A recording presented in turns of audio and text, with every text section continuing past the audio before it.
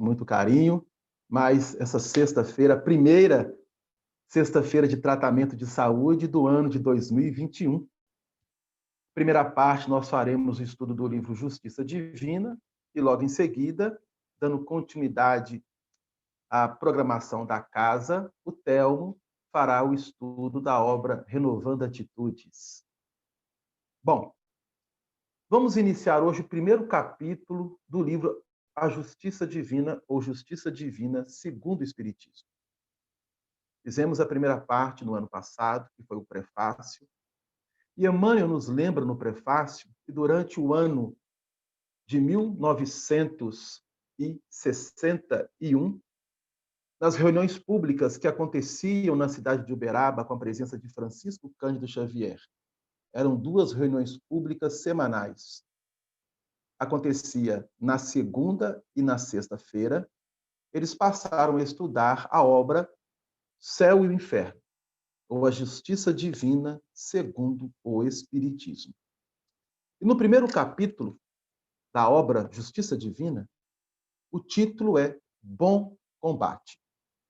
E na noite do dia 20 de janeiro de 1961, praticamente há 60 anos atrás, foi lida a primeira lição desta reunião pública. Eles abriram o livro, não sei se foi aleatoriamente ou ao acaso, sabemos que o acaso não existe, e caiu na lição da primeira parte, dentro do capítulo 5 do item 6. O capítulo 5 do item 6 do livro Céu e o Inferno vem nos falar sobre o purgatório. Nessa obra, Kardec nos propõe, nos convida a estudarmos céu, inferno, purgatório, as penas futuras, Código Penal da vida futura, estudarmos sobre os anjos, sobre os demônios. Então, é uma obra muito importante e que é bem pouco estudada, diga-se de passagem, por nós espíritas, pelas casas espíritas de forma geral. Então, quando se fala de purgatório, o que nós entendemos por purgatório? É o título do capítulo 5 do livro Céu e Inferno. Essa primeira parte, porque o livro tem 2 partes. Na segunda parte do livro, nós temos dissertações de espíritos mediante como que eles se encontram no plano espiritual. Então, nós temos relatos de espíritos felizes, de espíritos sofredores, de espíritos de suicidas, e que durante este ano nós teremos a oportunidade de estudar neste livro. Mas o que é purgatório? O que vem a ser purgatório? É o título do capítulo. A definição que se dá para purgatório no dicionário é aquilo que se purga, que se limpa, que se purifica, que se expia. Essa é a definição. Então, purgatório é limpar-se, é se purificar, é purgar algo, expiar algo. Mas dentro da teologia, o termo purgatório se define por um lugar onde as almas dos que cometeram pecados leves acabam de expiar ou de purgar suas faltas antes de ir para o paraíso. Olha que coisa interessante.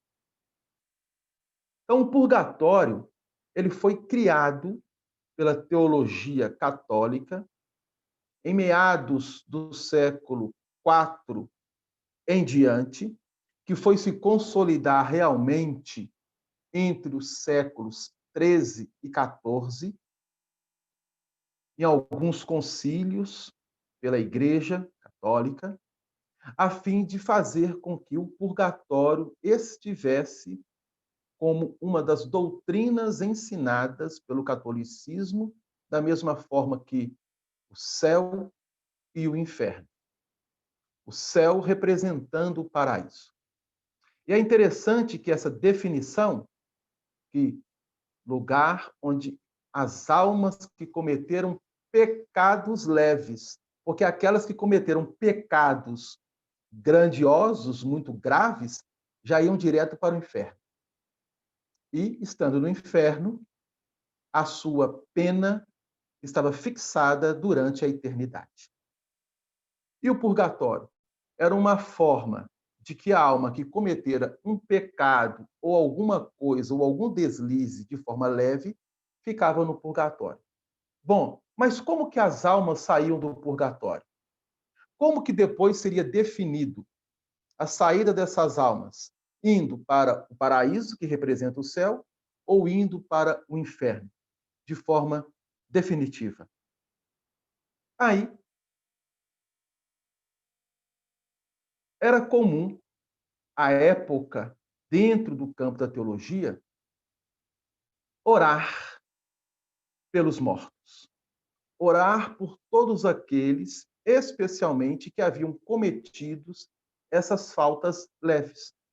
E pensava-se que, se orando com bastante fé e, obviamente, tendo ali algum interesse do ponto de vista financeiro que era depositado, às vezes, para alguns irmãos, infelizmente, do catolicismo, onde era absolvida essas almas que estavam, após a desencarnação, no purgatório, pelas faltas ou pelos erros leves que cometeram, depois de orar ou de pagar orações e intenções a essas almas, então vejam bem que coisa grave.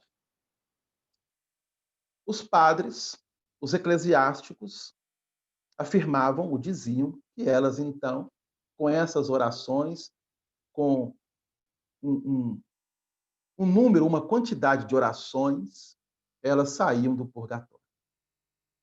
Aí, isso é tão sério e interessante, porque lá no Livro dos Espíritos, Allan Kardec, na Lei de Adoração, na terceira parte do Livro dos Espíritos, ele fará duas perguntas para a espiritualidade em relação da questão de orarmos pelos mortos, que é a questão de número 664 e 665 do Livro dos Espíritos.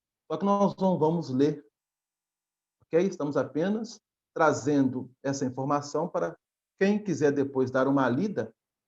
E por que Kardec pergunta sobre os objetivos de orarmos pelos mortos e se essas orações chegavam-se até eles e se realmente elas têm algum efeito sobre o sofrimento deles?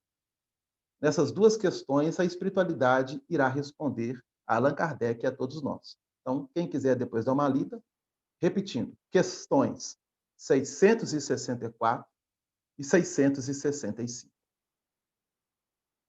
E por que se convencionou orar pelos mortos? Porque era uma tradição desde o judaísmo, ao qual o catolicismo herdou, de orar pelos mortos. Então, o próprio Santo Agostinho, entre os séculos 4 depois de Cristo, ele fará alguns estudos ou terá algumas teses relacionadas a isso.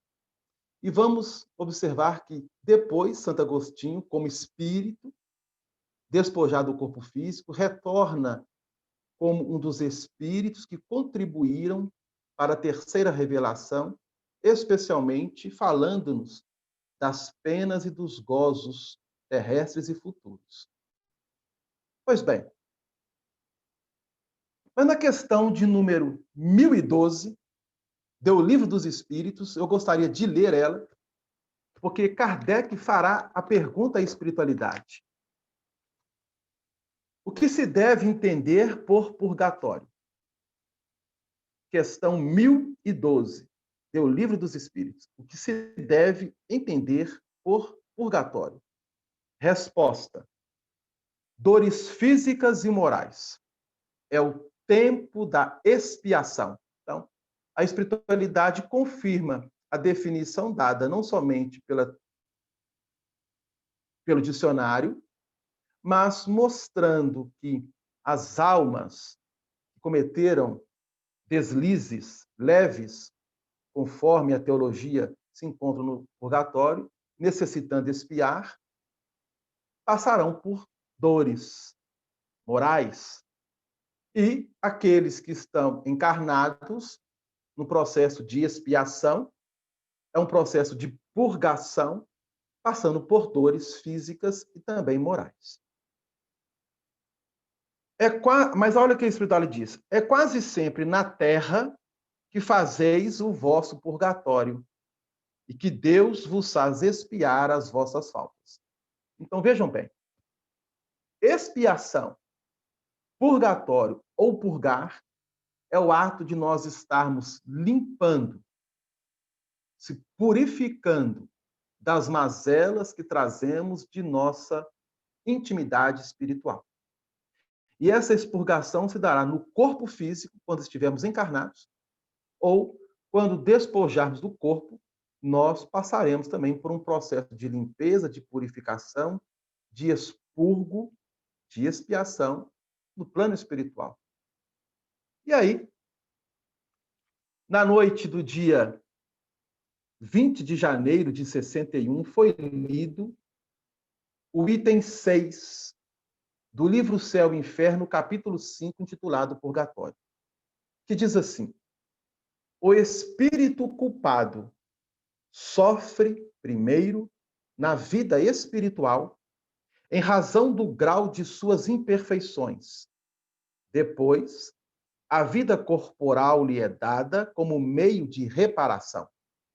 É por isso que nela se reencontra, seja com as pessoas que ofendeu, seja em meios análogos onde fez o mal, seja nas situações que são a contrapartida, como, por exemplo, estar na miséria, se foi mal rico, em uma condição humilhante, se foi orgulhoso. A expiação no mundo dos espíritos e na terra não é um duplo castigo para o espírito. É o mesmo que continuar na terra como complemento, tendo em vista facilitar o seu adiantamento por um trabalho efetivo. Depende dele tirar-lhe proveito. Não vale mais para ele retornar à terra com a possibilidade de ganhar o céu do que ser condenado sem remissão ao deixá-la. Essa liberdade que lhe é concedida é uma prova da sabedoria, da bondade e da justiça de Deus, que quer que todos nós, seres humanos, através dos nossos esforços, podemos trabalhar pelo nosso futuro. Se somos infelizes, e se o somos por um menor ou maior tempo, disso não podemos culpar a nós mesmos. O caminho do progresso está sempre aberto a todos nós. Então, esse é o item 6 que foi lido do livro Céu e Inferno, do capítulo 5. E Emmanuel irá comentar no capítulo 1 desta obra, Justiça Divina, segundo o Espiritismo. E o que Emmanuel traz para nós? Olha que coisa interessante. Emmanuel vai trazer, voltando à pátria espiritual, depois da morte, do decesso do corpo físico, através do fenômeno que nós definimos como morte, é a desencarnação, estamos frequentemente na condição daquele filho pródigo da parábola de retorno à casa paterna para a bênção do amor. Então, Emmanuel está trazendo aqui uma referência daquela parábola de Jesus, narrada por ele, e que é registrada pelo evangelista Lucas, que está no seu capítulo 15, versículos 11 a 32. A parábola do filho pródigo, ou, de acordo com algumas traduções, a parábola dos dois filhos. E depois seria interessante, quem quiser ler essa parábola, estudá-la com muito carinho, é o convite de Emmanuel. Então, voltando à pátria espiritual, depois da desencarnação, estaremos frequentemente na condição daquele filho pródigo da parábola, registrada pelo evangelista Lucas, de retorno à casa paterna para a bênção do amor.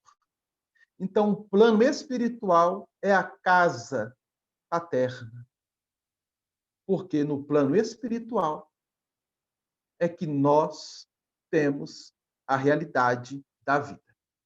No plano físico, nós passamos, nós estagiamos, nós experienciamos para retornarmos ao plano espiritual, continuar a nossa caminhada, o nosso processo evolutivo. A verdadeira vida é no plano espiritual, que é a vida do espírito. No plano físico, somos passageiros.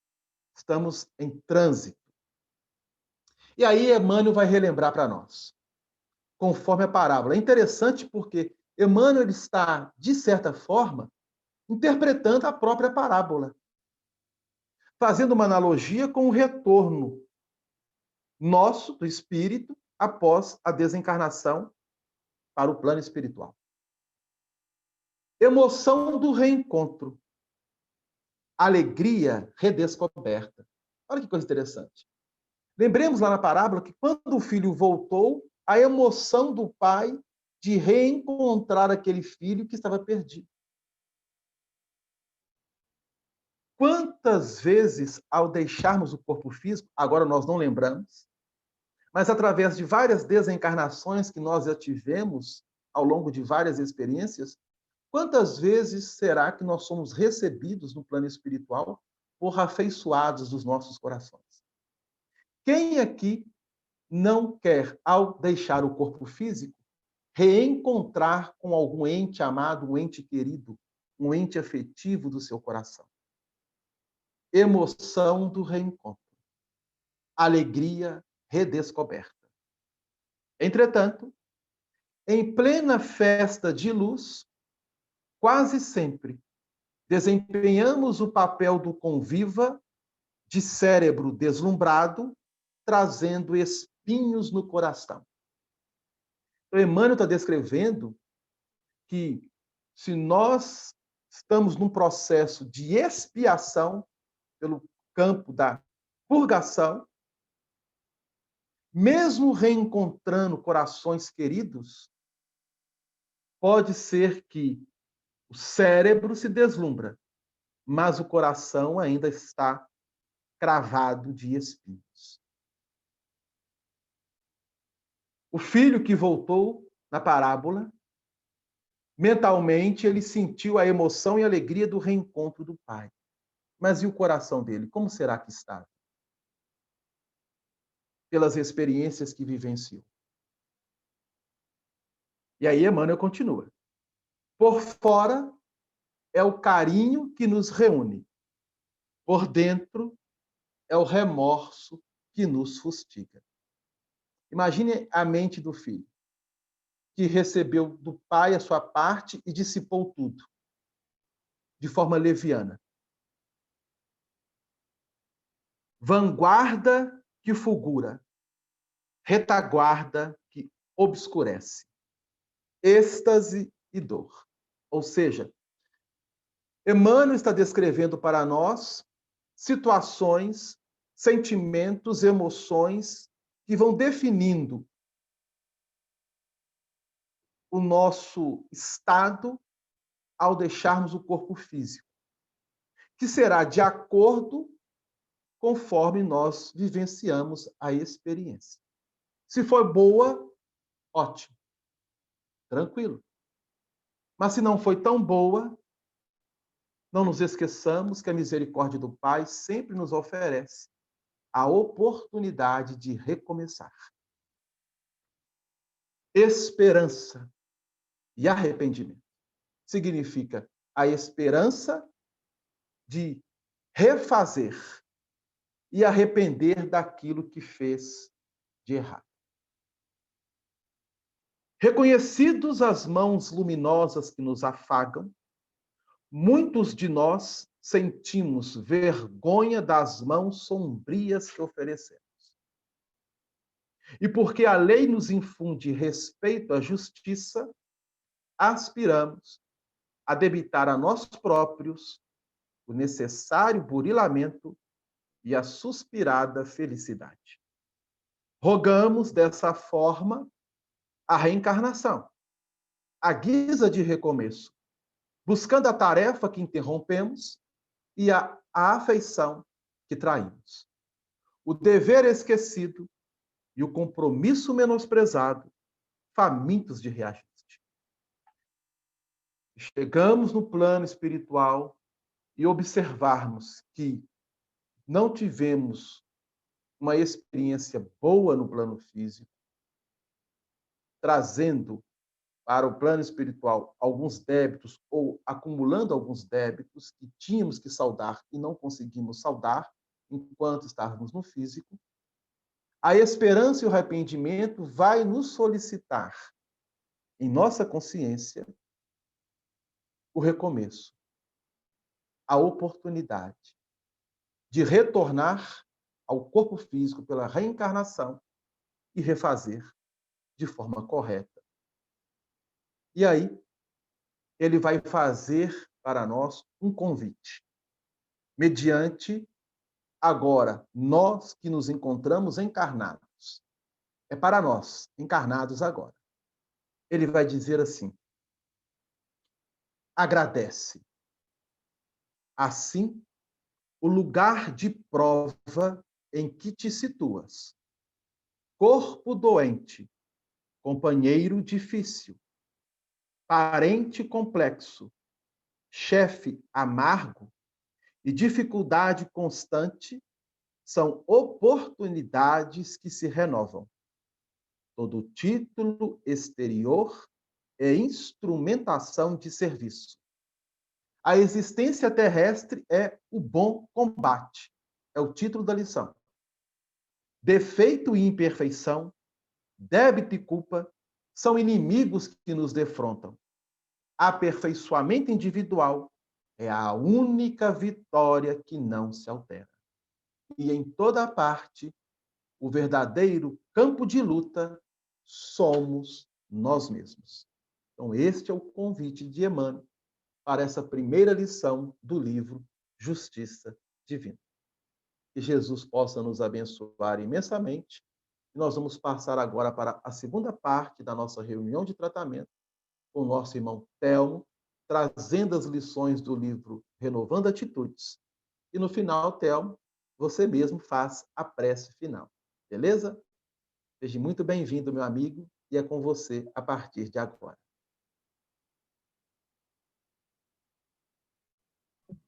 Obrigado, Delano, amigos, pela essa oportunidade, pelo encontro, retornando, hein? Que gostoso, 2021, os nossos estudos, com muita alegria que a gente se prepara e se encontra aqui nesse cantinho de Jesus abençoado, que a gente possa aproveitar a todos esses momentos, essas reflexões. Obrigado, Delano, pela fala, muito gostoso a gente pensar nessas nossas colocações, né? Vamos lá para o livro. Nós estamos estudando Renovando Atitudes. É uma psicografia do Francisco do Espírito Santo Neto, ditado pelo Espírito Hamed. E o Hamed, lá no início, ele fala que busca no Evangelho de Jesus as informações, as inspirações para fazer essa psicografia, para ditar para a gente algumas recomendações. Hoje nós vamos falar, em especial, do capítulo 44, intitulado Desapego Familiar. E o Hamed pega, lá no capítulo 14 do Evangelho segundo o Espiritismo, intitulado Honrai a vosso pai e a vossa mãe. Item 5, quem é minha mãe e quem são meus irmãos. E ele pega um trechinho do Evangelho que está lá em Mateus 12, e ele fala assim, Jesus é questionado, né? Mas ele lhe respondeu: quem é minha mãe e quem são meus irmãos? E olhando aqueles que estavam sentados ao seu redor, eis, disse, minha mãe e meus irmãos. Porque todo aquele que faz a vontade de Deus, este é meu irmão, minha irmã e minha mãe. Interessante que quando a gente vai estudar e pensar a respeito da lição, a gente percebe que Jesus dá um ensinamento para a gente grandioso, no sentido de amplitude do que consideramos família, amplitude do que achamos que são parentes, amplitude da importância de quem caminha ao nosso lado em qualquer momento. Jesus deixa bem claro que a atitude familiar ela necessita acontecer em todos os momentos da nossa vida. E é isso que Jesus traz aqui nesse versículo de Mateus. Ele traz para a gente essa grandiosidade de pensarmos sobre família. Aquele que está debaixo da marquise, aquele que está no palácio, aquele que está no carrão, aquele que está empurrando o carrinho. Nós, todos, uma grande família. E a gente, muitas das vezes, gosta de lembrar do Pai Nosso. A gente, acho que, muitas das vezes, a gente passa pela primeiras duas palavras dessa oração sensacional. A gente pula o Pai Nosso, né? A gente acha que é muito tradicional, né? É normal, vamos rezar o Pai Nosso. A gente não pensa que as duas primeiras palavras são para que a gente amplie os nossos raciocínios de familiaridade, importância do outro, olhar no olho do outro, entender as dificuldades do outro, exigir menos. Gente, isso é uma coisa tão interessante que a gente, muitas das vezes, a gente exige demais do que está em casa, o familiar, o parente, e exige de menos com aquele, muitas das vezes, até que passa muito mais horas com a gente. Porque a gente tem uma coleção de companheiros no trabalho, no dia a dia, que a gente se relaciona muito mais horas do que aqueles que estão em casa. Mas o nosso olhar, a nossa cobrança, muitas das vezes, é dessas pessoas que estão sobre o mesmo teto, caminhando junto. E aí, eu gosto de sempre trazer a reflexão de quanto nós precisamos pensar a respeito da nossa posição na família. Qual que é a nossa posição? Em que ponto eu estou inserido? E para que a gente não se esqueça do nosso guia e modelo, vamos lembrar de Jesus quando ele estava na última ceia com aqueles companheiros e ele cinge a cintura, pega uma bacia e vai lavar os pés daqueles companheiros.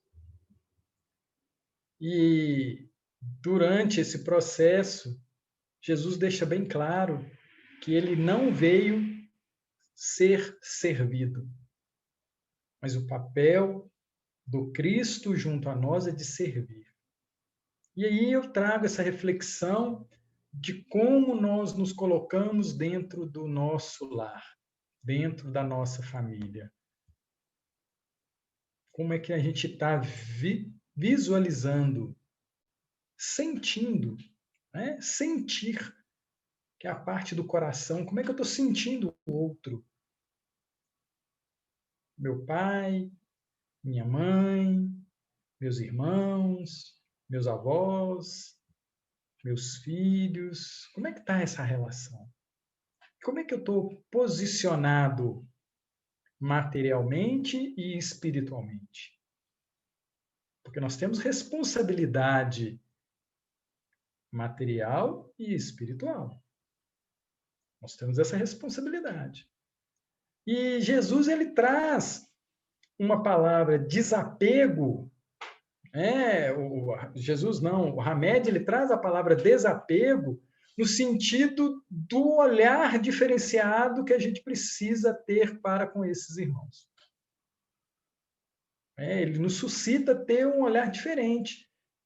Muitas das vezes a gente acha que desapegar é largar. Não. O que ele está sugerindo aqui é um jeito de olhar, de agir e de pensar sobre os companheiros que estão conosco na caminhada.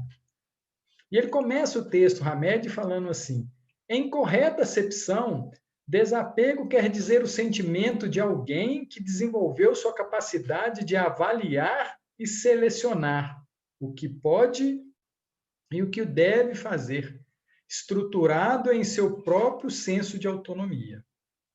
Então, a ideia do Hamed, a proposta do benfeitor é de ampliar o nosso conceito a respeito dessa palavra desapego e da família. Sentimento de alguém que desenvolveu sua capacidade de avaliar e selecionar. Então, como que eu estou olhando os meus familiares?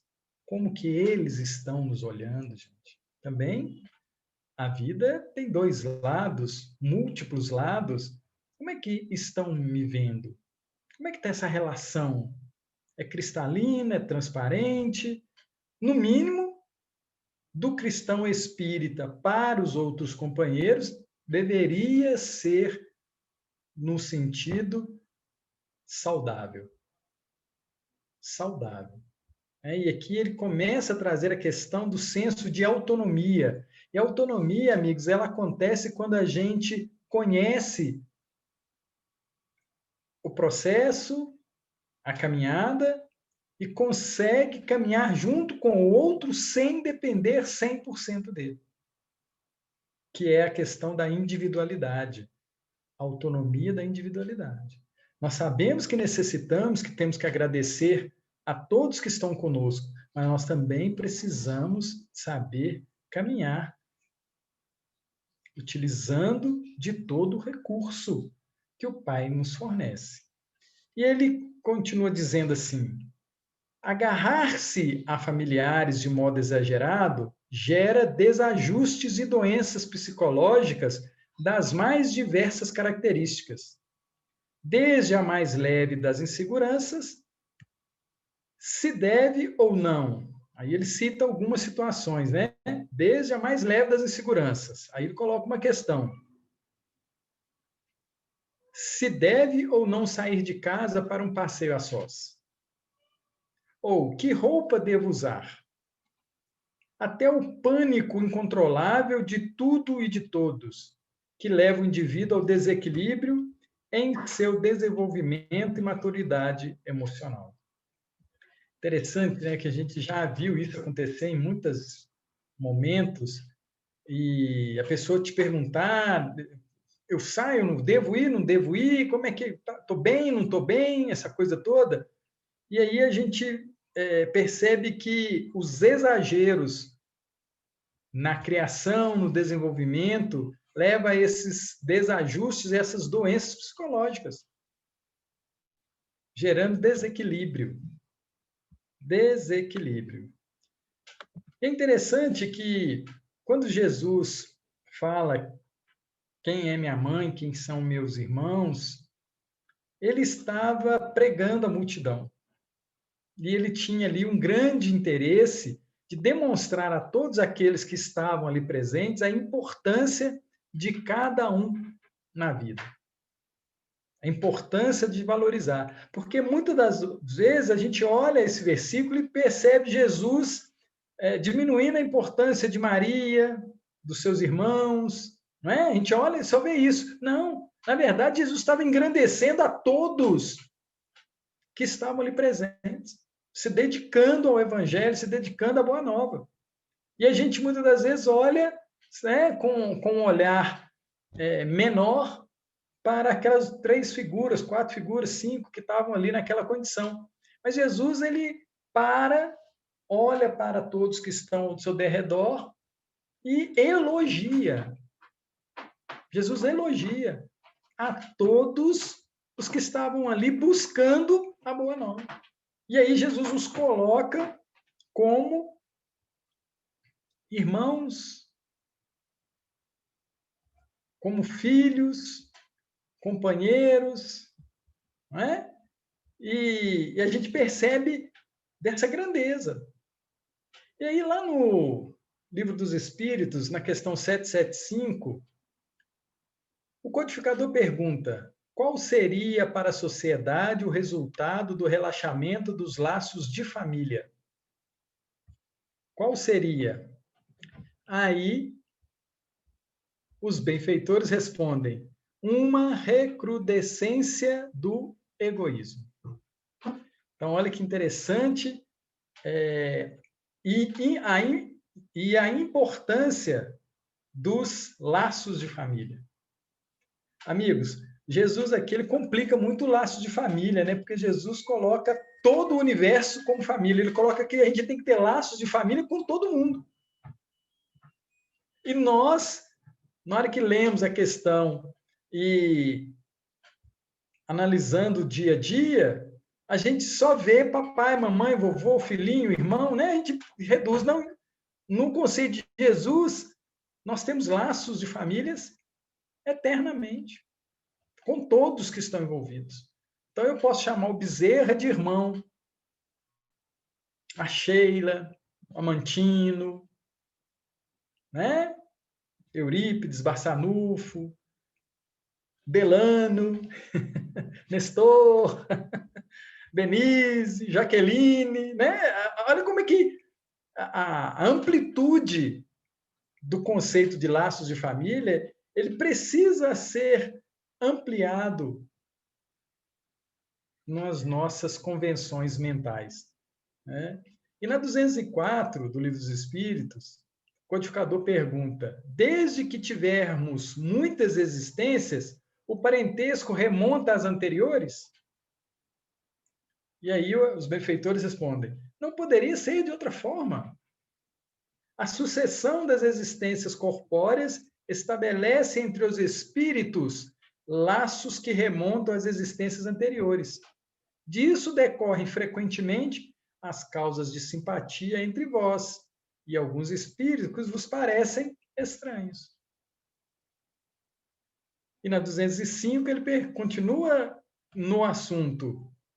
Segundo certas pessoas, diz o codificador, a doutrina da reencarnação parece destruir os laços de família, fazendo-as remontar às existências anteriores? E aí os benfeitores falam: nananina não, essa parte é minha, tá, gente?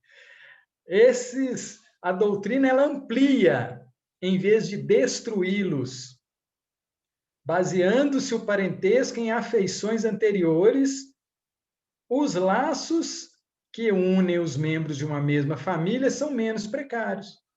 A reencarnação amplia os deveres da fraternidade, pois no vosso vizinho ou no vosso criado pode encontrar-se um espírito que foi do vosso sangue. Então, quando a gente trouxe a reflexão de que Jesus elogia todos que estavam ali presentes, é nesse enfoque. Porque a gente olha para o avatar, olha para aquele corpo, né, e fala assim, não tem nada a ver comigo. Mas e se ali tiver um parente, um ex-parente, né, em outras existências? Então, é muito interessante que o esforço, amigos, da espiritualidade é sempre de ampliar. E muitas das vezes a gente tem o hábito de diminuir. Pode até ser uma questão de segurança, né? Medo. Né? Eu falei, não, deixa eu reduzir meus laços de família a meia dúzia, uma dúzia, mas a ideia é de ampliar. E eu lembrei aqui agora da parábola que Jesus conta do mordomo infiel. Né? Mordomo infiel, que ele é pego fazendo o que não devia, e aí o senhor chama ele para acertar as contas, e ele fala que vai providenciar, e na hora que ele vai providenciar, ele faz um monte de coisa indevida. E no final o senhor vira para ele e fala: você está de parabéns. Você está de parabéns. Porque granjeou amigos, pensou no futuro. Gente, essa parábola é muito interessante. Quando a gente vai estudar ela dá nó na nossa cabeça. Porque como que o Senhor pode falar que ele fez certo? diminuindo as contas. Como que é isso? É porque a gente ainda não entendeu que tudo que é material é para ser usado para que nós sejamos irmãos, amigos, e como diz aqui na resposta do 205, a reencarnação amplia os deveres da fraternidade. Precisamos ser fraternos, usando, muitas das vezes, os recursos materiais para alcançar essa fraternidade, para conquistar, para granjear amigos. Né? Então, é interessante a gente ter essa amplitude, buscar essa amplitude de raciocínio, porque vai chegar momentos nessa nossa caminhada evolutiva, essa busca nossa de chegarmos à perfectibilidade, que nós não vamos poder, até podemos ter um olhar diferenciado, mas a expectativa é que a gente olhe para aquele irmão, para aquela irmã, para aquela pessoa, em qualquer situação, e veja um irmão necessitado. E muitas das vezes a gente precisa daquele irmão necessitado para que a gente faça a nossa renovação. Porque é uma estrada de mão dupla. Muitas das vezes eu acho que eu estou dando e, na verdade, nós estamos recebendo. Nós hoje aqui participando desse estudo, né, nessa bela sexta-feira, 15 de janeiro de 2021, nós com certeza estamos muito mais recebendo do que dando.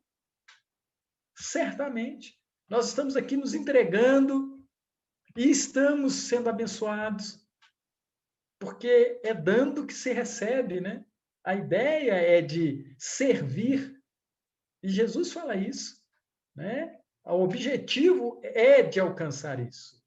Né? Lá no livro Conduta Espírita, num capítulo chamado No Lar, o André Luiz mesmo, né? Isso, André Luiz. O Conduta Espírita é uma psicografia do Valdo Vieira.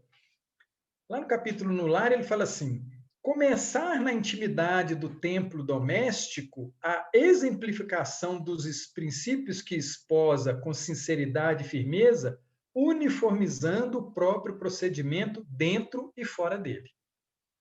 Então, ele está falando aqui que a casa é meio que um laboratório. Um laboratório, né? Utilizar nesse templo doméstico, ele usa a palavra templo, que é um local muito importante, usar nesse local muito importante os princípios que temos, os princípios que já temos, e já temos muitos princípios, né? Nós estamos aí adquirindo muitas competências, muito conhecimento.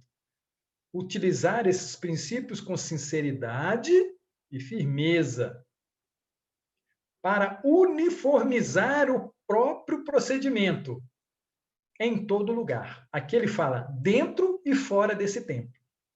Então, se eu estou aprendendo dentro de casa a ser fraterno, ser carinhoso, ser bondoso, a distribuir, eu preciso também levar isso para fora, para o meu dia a dia. E se no meu dia a dia, lá fora, eu estou aprendendo a ser fraterno, cortês, amigável, eu tenho que pegar essas habilidades, esses aprendizados e trazer para dentro. Porque o tempo todo nós estamos exercendo a busca de aprendizado. O tempo todo. Nesse capítulo, o André Luiz finaliza essa lição com um versículo da carta de Paulo, a 1 Timóteo 5,4. Ele fala assim: aprendam primeiro a exercer piedade para com a sua própria família e a recompensar seus pais, porque isto é bom e agradável diante de Deus. Então, aqui já ampliou mais ainda. O objetivo, né, a prática dessa piedade, né, ela é agradável a Deus. Então, a gente precisa considerar que isso é muito bom a Deus, essa transformação da gente, né? E o Hamed, ele tenta trazer isso para a gente quando ele fala no exagero, o exagero que a gente realiza ou pratica dentro de casa. Gente, exagero de todos os matizes que a gente possa imaginar, de todos os matizes, desde os exageros pessoais quanto aos exageros coletivos, né? Muitas das vezes a gente até quer agradar demais, e aí a gente percebe que o outro ainda não está no tempo daquele agrado, não está no tempo daquele agrado. E aí a gente tem que falar assim, então vou esperar mais um pouquinho, né, para me observar isso. Porque o Hamed fala aqui, né, porque a gente precisa aguardar o desenvolvimento e maturidade emocional daquele outro.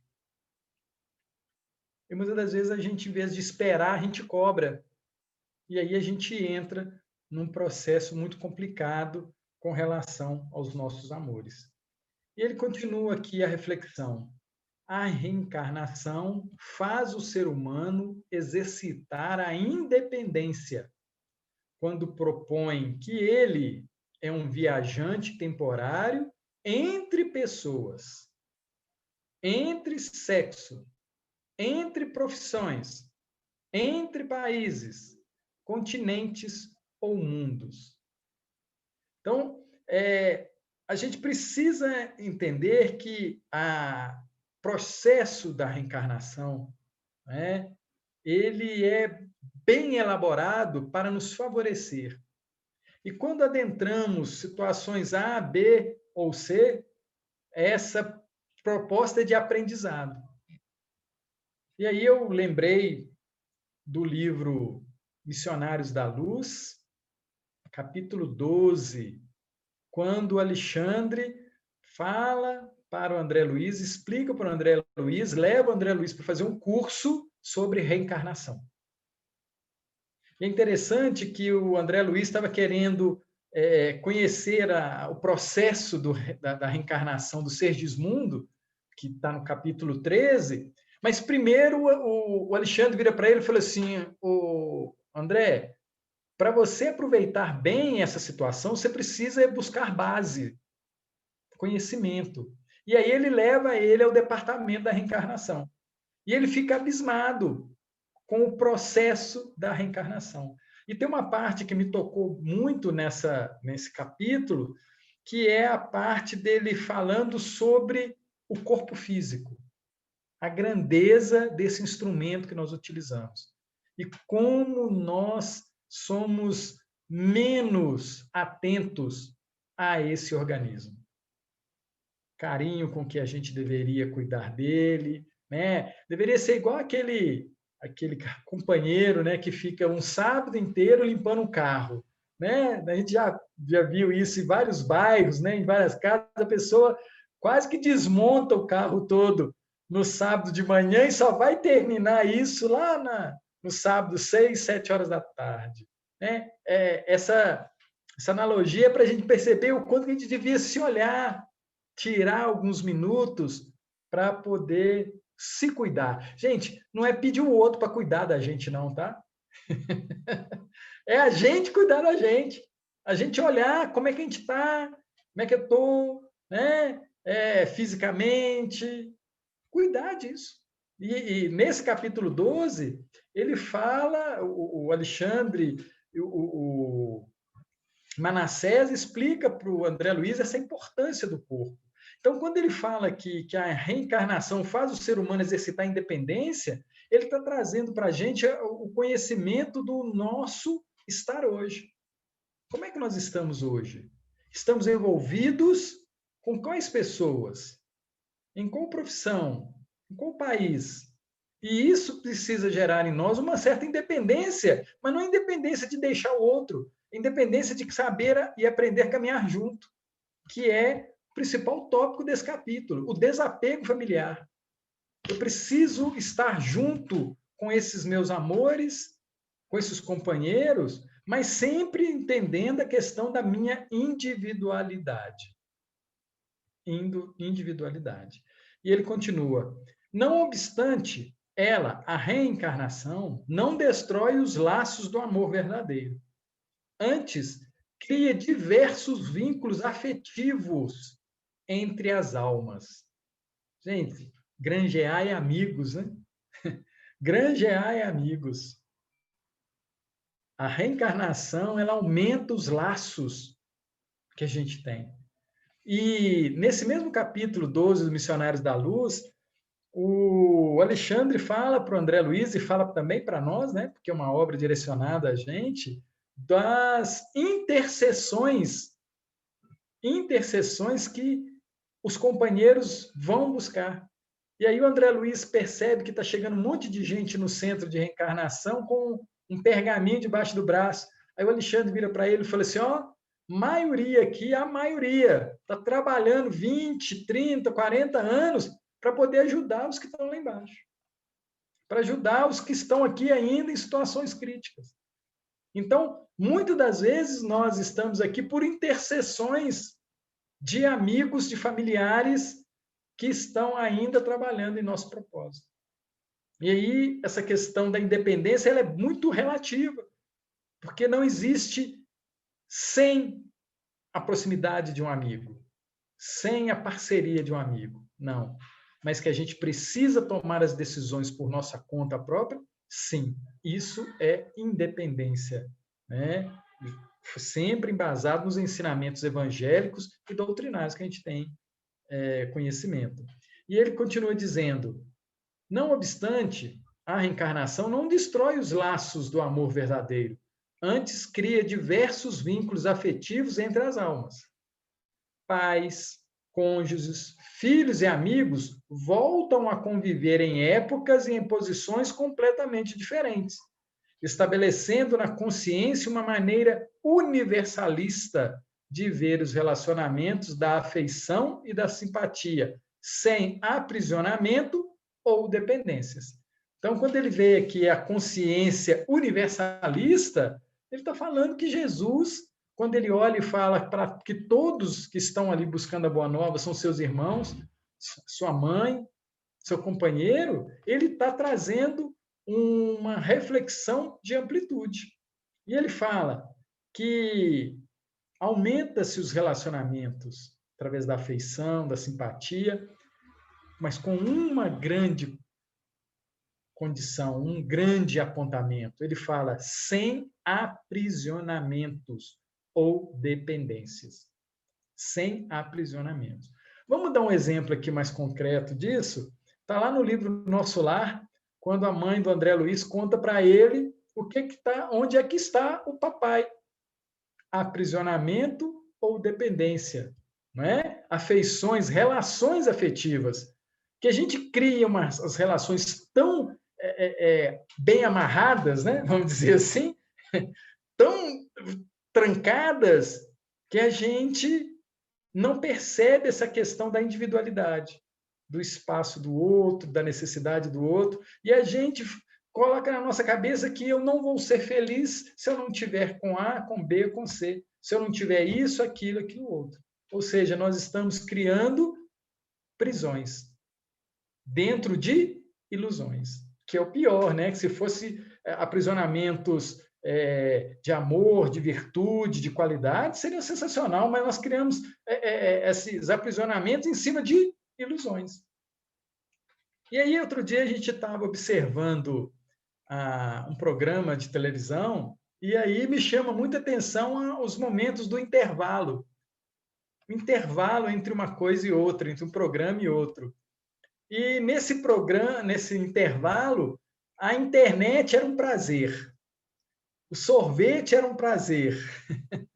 O carro era um prazer. Todas as propagandas que estavam ali falando só falavam de nos dar prazer.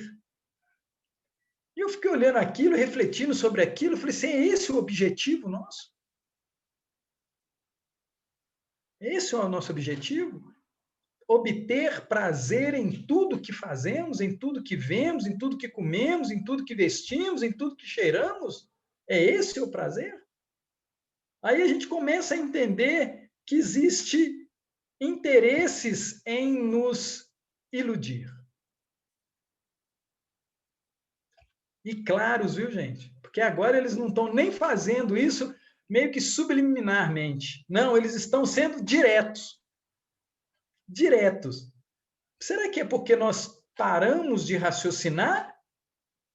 ou porque eles perderam o receio de ofertar as coisas com essa coragem. Aprisionamentos e dependências. Aprisionamentos e dependências de coisas, de prazeres, de ilusões, né? Então a gente precisa perceber aqui o tipo de relacionamento que a gente tem com o outro. Eu estou aqui reencarnado e eu quero a todo custo prazer, quero viver bem, mas aí a gente precisa lembrar do nosso guia e modelo. Na vida tereis aflições. Na questão 132 do Livro dos Espíritos, fala isso muito claramente. Quando pergunta, o Kardec pergunta qual o objetivo da encarnação, e ele fala: Deus nos impõe a encarnação para alcançarmos a perfectibilidade. E, para alcançar, passaremos por vicissitudes. Passaremos por vicissitudes. Gente, ele não está propondo, falando que a gente vai passar por sofrimento, não. Ele está falando que para alcançar, para passar, para subir os degraus, exige esforço. Esforço. E um dos grandes esforços que nós estamos tendo hoje em dia é fugir do assédio do prazer. Assédio. Porque o prazer está nos assediando. E ele é pintado de uma forma sensacional em tudo que a gente vê. Aí tem uma propaganda, né, que o rapaz entra no carro e aí mostra ele olhando assim, aí aquela estrada linda, árvores, plantas, aquela coisa toda. E aí na hora que ele freia, ele olha para um lado, só prédio. Mas a ideia é que aquele automóvel é o suprassumo. O suprassumo. E aí a gente precisa ter o bom senso. Precisamos ter o bom senso. Porque na mesma questão 132 fala que Deus aguarda a nossa parte na obra da criação. Deus aguarda a nossa parte na obra da criação. E a obra da criação não é baseada em ilusão.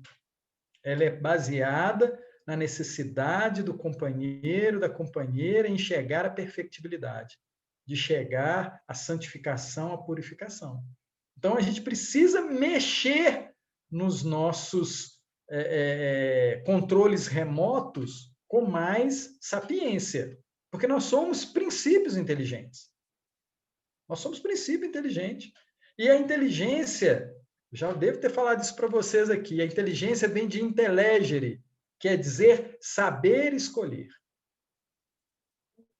Saber escolher.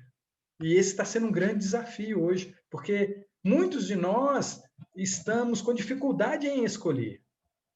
Eu quero o mundo material ou quero o mundo espiritual. Isso é desafiador. E o Hamed continua dizendo para a gente assim, é importante compreendermos que mesmo em família, não viemos à Terra só para fazer o que queremos, para satisfazer e fazer nossos caprichos ou nos agradar.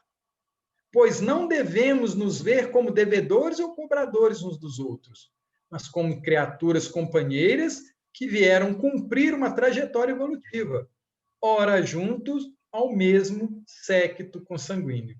Então, aqui ele falou o que a gente estava comentando. Nós não viemos aqui satisfazer caprichos e agradar. Gente, quando ele fala em reencarnação e a gente lembra do processo de preparar uma reencarnação, nós solicitamos os aprendizados, as situações que vão nos ampliar os saberes, ampliar as nossas virtudes, recompor-se com a lei de Deus, recompor-se com os companheiros que tem. Porque a família tem esse primordial quesito de aprendermos a amar mais, deixar de lado as dificuldades de um e de outro e caminhar junto. Né? Então, desse modo, diz Hamed, devemos levar em conta a individualidade de cada membro familiar e respeitá-lo. Né? sem imposições ou submissões, pelo modo peculiar que encontrou de ser feliz e dirigir sua própria existência. Mas nesse momento, eu devo não avisá-lo que tem um buraco na frente? Eu querendo, eu respeitando, sem imposição, sem submissão, eu não posso colocar uma plaquinha e falar, olha, a 100 metros tem um buraco. E aí eu lembro de outra colocação sensacional, que é do Francisco de Assis, quando ele diz que a gente precisa pregar o evangelho, muitas das vezes, sem palavras. Não é assim? Ele sai por Assis, Francisco de Assis, com aquele tanto de companheiros, e aí ele andam pela cidade, a cidade era pequena na época e tudo, aí quando ele chega no alto, ele fala para os companheiros, vocês viram que beleza de pregação? Aí tem um gaiato, né, vira para o Francisco, falei, pai Francisco, mas nós não falamos uma palavra, que pregação é essa? Aí Francisco vira e fala assim, foi sensacional, porque as pessoas nos olhavam e percebiam em nós homens de Deus. Isso é uma pregação. E aí Francisco vira para os discípulos e fala assim, agora vocês vão sair de 2 em 2 para pregar a palavra. E se for necessário, usem de palavra. Ou seja, na nosso lar, na nossa vida, muitas das vezes a forma como a gente se apresenta manso, pacífico, acolhedor, companheiro, diz muito àquele companheiro. E esse é um grande desafio, porque é um trabalho individual, de independência, porque eu não dependo do outro para ser melhor hoje. Não dependo do outro.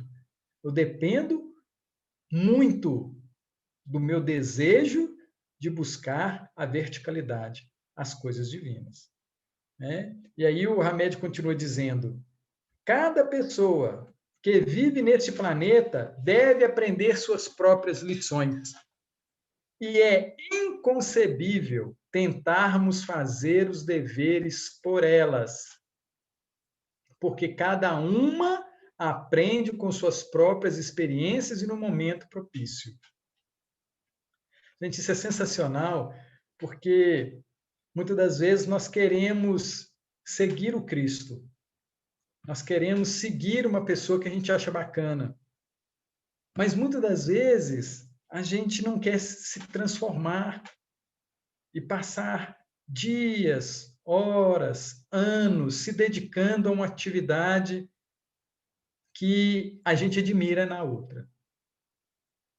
A gente quer somente acompanhar, né? Naquela época aí, há um tempo atrás, congresso A, congresso B, congresso C, a gente frequentava congresso, mas e as mudanças aconteciam?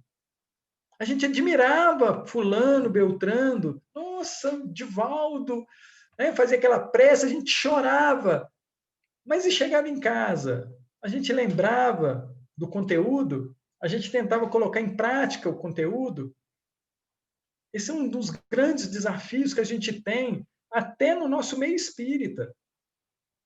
Porque tem palestras maravilhosas, tem estudos sensacionais, que a gente fica de boca aberta. E no final daquilo, a gente agradece, faz a prece e acabou. A gente não anota, não seleciona, não vai conferir as referências de fulano, de Beltrano. A gente não pega o livro que ele citou do estudo para poder refletir. E aqui, no nosso caso, fica mais pontual isso, porque nós sabemos qual vai ser a lição que nós vamos estudar daqui a 15 dias. A do Delano, a nossa. Então, o que essa reflexão do desapego familiar vai me tocar ao longo dos próximos 15 dias? Porque não pode passar direto. Porque nós precisamos aproveitar as experiências que nós estamos vivendo. Então, quando a gente vai preparar o estudo, é muito interessante, o Delano fala isso, os outros companheiros também, que a gente vive algumas cenas do estudo que a gente vai fazer. A gente vive, a gente vai lendo e fala assim, olha, aconteceu isso comigo, aconteceu aquilo comigo. Porque a gente precisa se evangelizar. Esse é um grande desafio. Se evangelizar nessa caminhada. E aí o Hamed continua dizendo assim, podemos sim oferecer aos familiares uma atmosfera de compreensão e apoio para que tenham por si sós a decisão de mudar quando e como desejarem. Atitudes essas possibilitadoras de relacionamentos seguros e maduros. Então, podemos sim oferecer aos familiares uma atmosfera de compreensão. Agora, eu estou pronto? Eu estou buscando ser compreensivo? Onde que eu estou buscando esse compreensivo? Gente, não é dizer sim ao outro, não.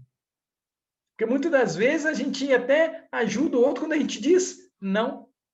O não, muitas das vezes, é a palavra mais amorosa que a gente pode dar ao outro.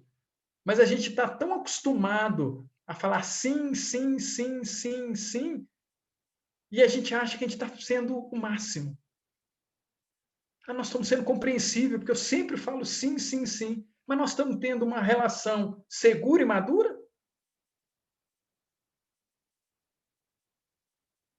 Esse meu sim está me trazendo uma relação segura e madura? Ou eu estou com medo de me declarar ao outro? Olha, fulano, eu acho que a gente podia repensar isso. Vamos estudar esse assunto junto? Vamos ver se isso é bom?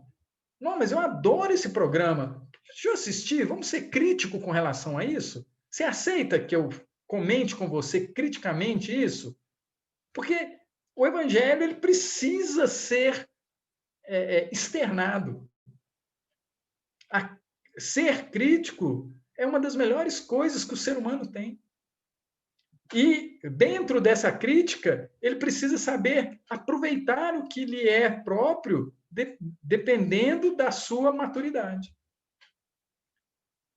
Podemos sim, vamos repetir o parágrafo. Podemos sim oferecer aos familiares uma atmosfera de compreensão e apoio, para que tenham por si só a decisão de mudar quando e como desejarem.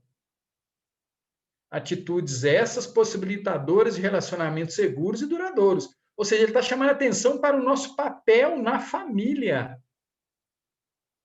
Gente, a melhor coisa que a gente pode fazer por um ser que a gente ama é nos tornarmos melhores. Sabiam disso? A melhor coisa, se eu quero ajudar alguém muito, eu tenho que me tornar uma pessoa melhor naquele quesito. Vamos lembrar de Mahatma Gandhi com o açúcar lá do menino? Todo mundo já lembra desse fato, né? A mãe chega lá com o filho, né? Porque ele comia muito açúcar e ele pede uma semana. Por quê? Porque se eu quero ajudar fulano, eu tenho que parar de fazer aquilo. Fulano, eu acho que o fulano está assistindo muita televisão. Mas eu entro no meu quarto e ligo a minha. Eu ponho um fonezinho, vou fazer a mesma coisa. Não, mas o meu é uma palestra espírita. Mas quando vocês dois estão sem a televisão e sem isso, como é que é o relacionamento dos dois? Quais são os assuntos? Ou nem tem assunto? Você comenta da palestra espírita e ele comenta do episódio que ele assistiu lá? A gente tem essa maturidade de comentar o dele e depois ele ouvir o seu? Porque tem que ter essa troca. Essa troca. Ainda não é possível. Então eu preciso achar uma outra forma. Esse é o ser inteligente. Esse é o papel do ser inteligente. Esse é o papel do cristão espírita. Uma porta está fechada, vamos tentar abrir outra. Um assunto não dá para tocar, vamos falar de outro assunto. Para que a gente acesse esse coração. Porque a gente tem um papel a desempenhar dentro da família. E o Hamed continua dizendo, é imperativo que se entenda que as ações possessivas criam indivíduos servis e profundamente inseguros, que futuramente precisarão ter sempre os familiares em sua volta como uma corte, a fim de se sentir amparados. Falo sim, falo sim, falo sim, falo sim, concordo, vou dando, vou entregando, vou fazendo a corte, né? Vou fazendo tudo que ele necessita. Antes dele necessitar, eu já ponho na mão. O que eu criei? Uma pessoa insegura. Sempre dependente. Não, mas eu tenho tudo. Exatamente, foi aí que a porca torceu o rabo, né? Como a gente diz, né? É aí que o negócio deu errado. Porque a gente precisa aprender a dosar, né? A dar ao outro a curiosidade, o desejo de trabalhar, né? De buscar por si só. E aí ele fala, continua assim, o exemplo clássico de criaturas apegadas é o daquelas que foram criadas por superpais. E como que a gente deseja, né? Tem até umas camisetas, né, que está escrito lá no desenho do super-homem, né? Aquele desenho lá do super-homem na camiseta, né? Super pai, aquela coisa toda, né? Pois é. O exemplo clássico de criaturas apegadas é o daquelas que foram criadas por superpais. Essas são criaturas apegadas e que durante muito tempo se mantiveram subjugadas e presas pelos fios invisíveis dessa suposta proteção. E aqui, gente, ele coloca superpais com aspas e suposta proteção com aspas. Sabe por que a gente se torna superpai? Porque a gente não confia em Deus. Nós não confiamos em Deus. Nós não entendemos o que nós estamos fazendo aqui. Nós não entendemos. Aí nós tomamos as rédeas de Deus e queremos fazer a nosso próprio modo. Sem ofertar ao outro o trabalho. O trabalho. Porque muitas das vezes a gente precisa retirar daquele ser a toda aquela dependência. Os amigos vão lembrar de um caso, se não me engano, budista, que fala que um monge e um discípulo estavam andando e chegam numa fazenda. Quando eles chegam no alto e vê aquela fazenda toda ruinzinha, uma michuruca. E aí eles falam assim, vamos pousar aqui. Aí eles chegam lá e tudo, e o mestre começa a conversar com o dono da casa e pergunta para ele, fala assim, de que vocês vivem aqui, gente? Estou vendo que vocês não plantam nada, não criam nada. Falo, não, nós temos uma vaquinha. Uma vaquinha dá para essa turma toda? Essa vaquinha é sensacional. Ela dá o leite, a gente faz o queijo, a gente faz isso, faz aquilo. Então, quer dizer que a vida de vocês é essa vaquinha. Essa vaquinha é sensacional. E ofertou para ele um queijinho gostoso, aquela coisa toda. E aí eles foram dormir, o monge e o mestre acordam bem cedo e saem. Na hora que eles saem, eles encontram a vaca perto de uma ribanceira. Aí o mestre vira para o discípulo assim, joga a vaca no buraco, na ribanceira. Joga a vaca na ribanceira. Então o discípulo, que isso mesmo? Mas eu sustento a família. Ele joga a vaca, joga ela lá embaixo. Aí o mestre falando nele, joga a vaca no buraco. E vão embora.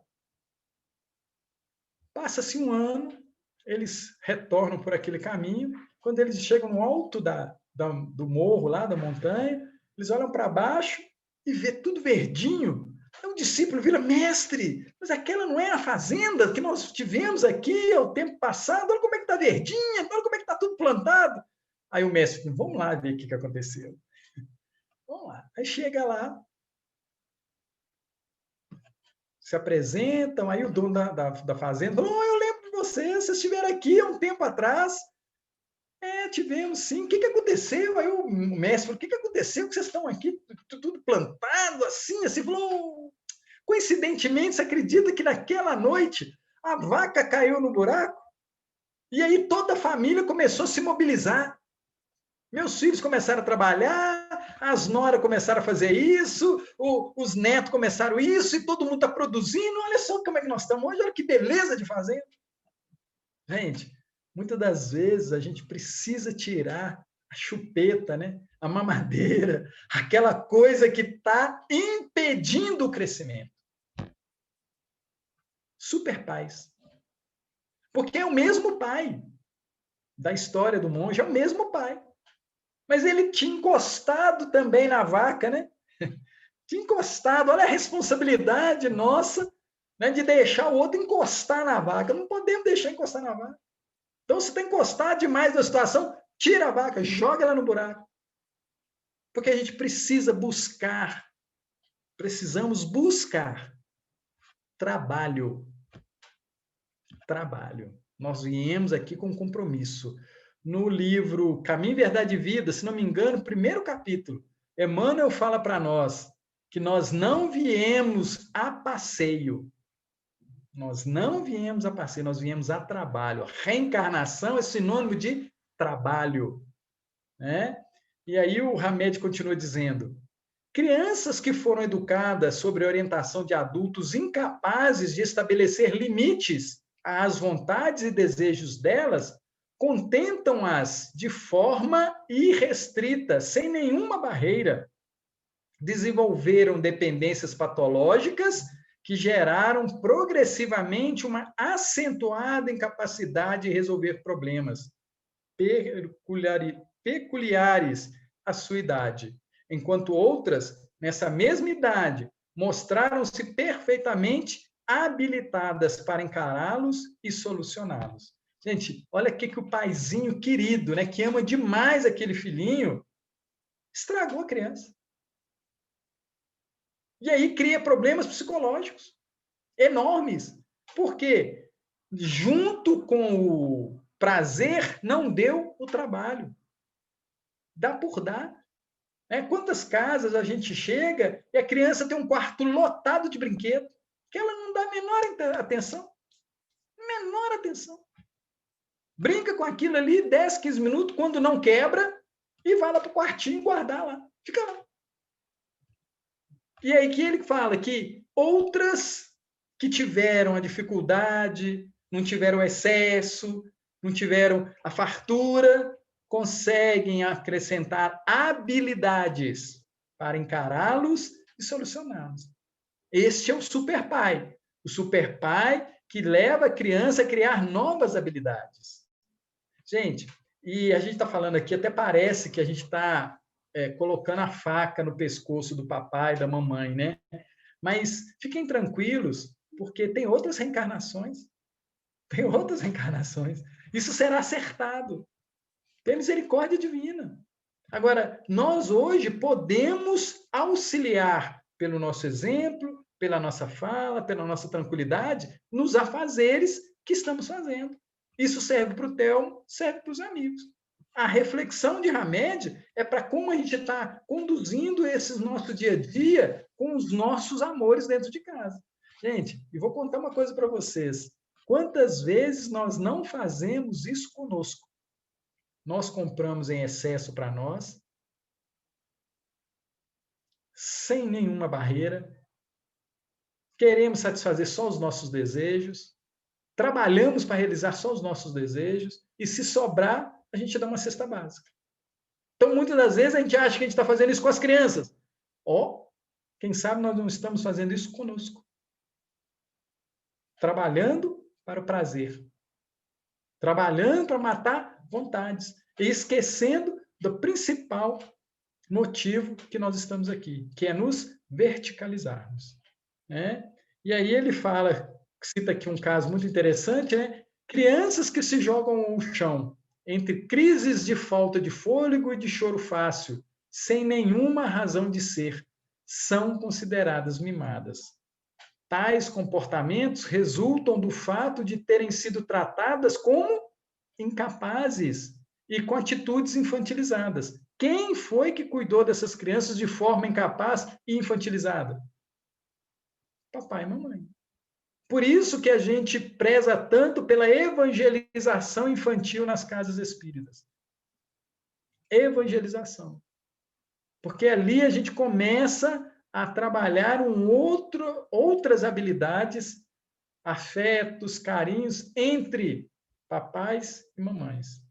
E Hamed continua dizendo: pessoas inseguras e insuficientes e insuficientemente maduras educam os filhos da mesma maneira que foram criadas, repetindo para a sua atual família os mesmos comportamentos superprotetores que vivenciaram na fase infantil. Né? Então, o ser inteligente não buscou se verticalizar, ele se manteve na horizontalidade. Eu recebi assim, eu vou fazer assim, eu recebi assim, eu vou fazer assim. Ou mesmo, continua Hamed, por terem tido uma enorme experiência de rejeição no lar, também adotam a superproteção, como forma de compensar tudo que passaram e sofreram na infância. Ou seja, eu não tive isso, eu vou dar tudo para o meu filho. Vou dar tudo para ele. E aí a gente comete, de novo, outro equívoco. Porque nós, cristãos espíritas, precisamos nos lembrar das nossas bases espirituais. Bases espirituais. Porque todos esses casos que o Hamed vai trazendo aqui, ele está falando que nós desconsideramos o Evangelho, desconsideramos o ensinamento do Cristo, desconsideramos o nosso objetivo de vida. Por isso que a gente comete e leva ao outro desregramento, insegurança, atitudes não maduras. E ele continua dizendo: encontramos uma das maiores lições sobre a liberdade e o desapego nas palavras de Jesus de Nazaré. Gente, olha só o que o Hamed fala. Maiores lições sobre a liberdade e o desapego. Eu preciso ensinar as pessoas que eu amo a serem livres. Livres e desapegadas. Livres e desapegadas. Será que aqui ele está falando da materialidade? Do materialismo? Porque o ser liberto, como um Francisco Cândido Xavier, como um Buda, como um Gandhi, como Maria Teresa, como Francisco de Assis, eles eram livres, porque nada material os prendia. E eles entendiam que as coisas materiais são para nos libertar. Libertar. Eu lembro, né, de uma pergunta que fizeram ao Chico. Chico, qual que é a diferença do necessário e do supérfluo? Aí o Chico vira e falou assim, o necessário é o pão. E parou. Aí o companheiro, e o supérfluo, Chico? A manteiga. Para a gente ter uma noção do que nós precisamos de pão. Nós precisamos de pão. É claro que, gente, é uma delícia a manteiga. Uma delícia a manteiga. Mas o pão é mais necessário. Come sua manteiga para você ver. Não dá boa coisa. Agora, come seu pão. Dá boa coisa. Fortalece. Então, aqui, olha, encontramos uma das maiores lições sobre a liberdade e o desapego.